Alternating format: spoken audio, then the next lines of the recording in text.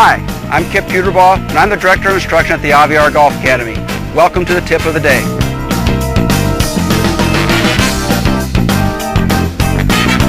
The reason I'm going to talk to you about the grip is everybody knows the importance of the grip, and as Harvey Penick said in his famous book, The Little Red Book, he said, without the proper grip or posture, everything else you know about the game is meaningless.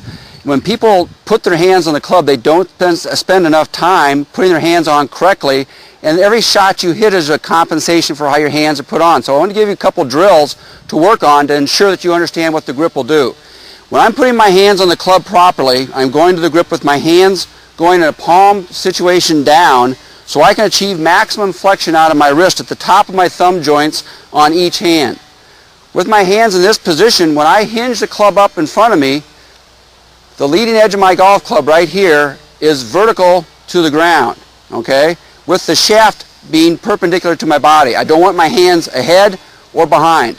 If I do this and I put the club into motion, the club will always return to a square position. When we're dealing with our amateurs on a weekly basis here at the PUterbaugh Golf Academy, we see misplacement of the hands in several different ways. Number one, they'll put their hands too far forward. If you move your hands forward at address, you can see that my club face, if I had a good grip, is going to open.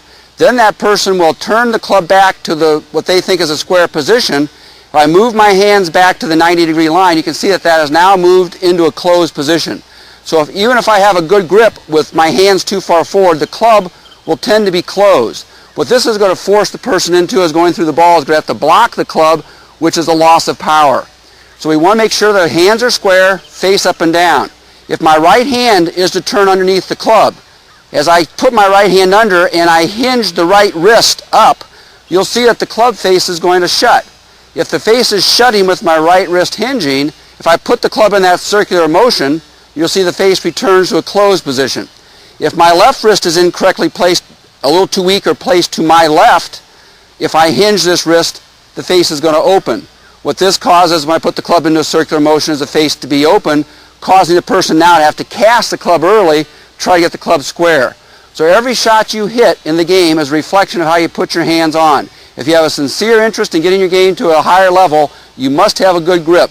Because as Harvey Penick said, if you don't have a good grip, don't go looking for a good swing.